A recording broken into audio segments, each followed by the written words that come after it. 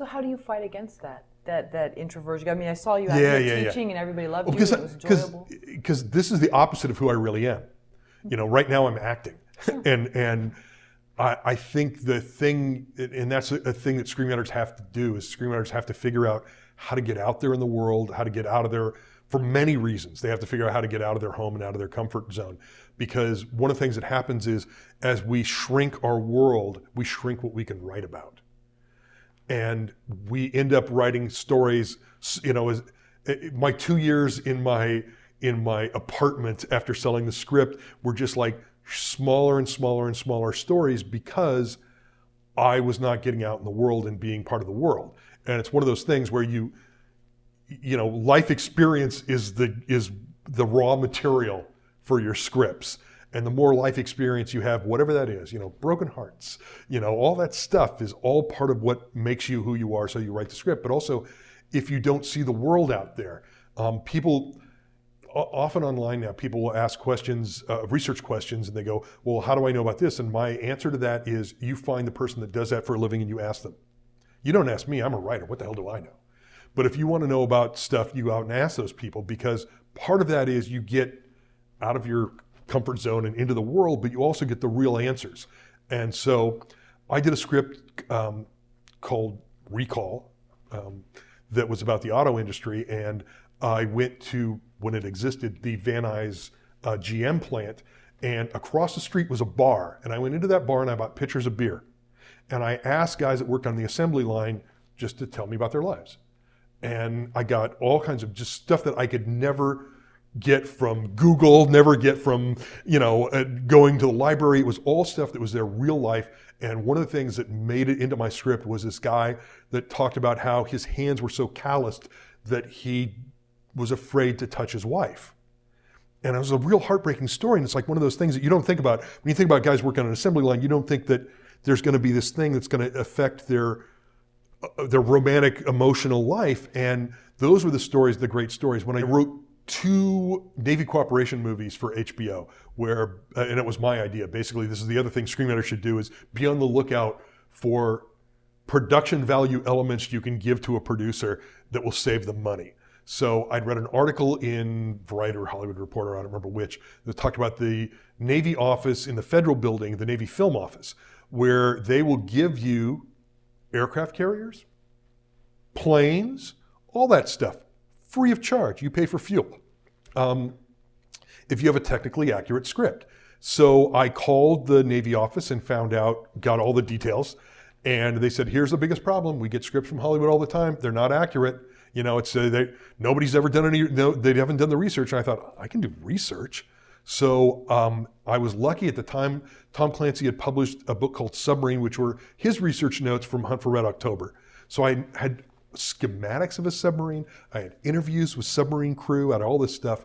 And I turned that into a script called Crash Dive, and went to a producer that I'd done an HBO movie with before and said, I have a script that is Hunt for Red October, but the Navy will give you all the toys. They'll give you everything you want. And he goes, that's never gonna happen. And I said, here's the phone number, you call them and they will tell you.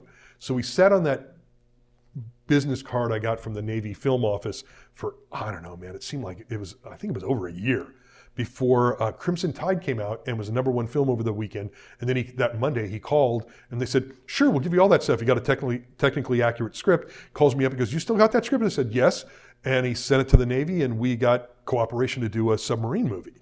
And the cool part about that was that allowed me, I'd done enough research to get over the first hurdle. From that point, they said, we will now give you an interview with a submarine crew. And I got to tour a US nuclear submarine. I sat at the launch controls and they told me not to push the button because I take out San Diego. I've touched nuclear missiles, so I may be slightly radioactive. But I got to interview the sub crew. And when they do this, when they do the tours, it's not just one film group. You end up with like 2 or 3 others. And I was with 2 other groups, and they were asking questions that you could have found through research, through reading a book, through reading a Tom Clancy book. I was asking questions about, if you're on a submarine for 4 months, what's it like? What is your life like? How do relationships between crew members go? You hot bunk on a submarine, so you don't even have personal space. Your bed is your bed for 12 hours. Then it's another guy's bed for 12 hours. And so you don't even have your own bed. And so I was asking questions like, what if the guy that you're sharing the bed with stinks? And, you know, the answer was, dude, we all stink after a while, you know, and it's like, you just have to get over it. And you know, they talked about, I asked about the smells on the submarine, because imagine living in a porta potty for 4 months, and that's kind of one of the elements of living on a submarine. So I got all of the personal stuff that was how their lives are affected by their job, because the technical stuff I could read, but that stuff you can only get from people. So that's, you know, when you're doing research, you got to talk to the people. You got to do the police ride-alongs. You got to, you know, and when you're on the police ride-along, ask questions that are weird, because you're liable to get a good answer.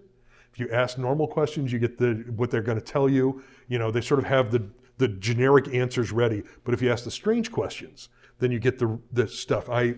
That's how I found out about garbology, which is there's a guy in the Beverly Hills Police Department who I eventually interviewed, who is their garbage analysis guy. And because once somebody throws something away, it is no longer their property. There's no search warrant required. So they can search your garbage can. And there's a guy in Beverly Hills who's a detective whose job is to look at people's garbage and tell you what's going on there.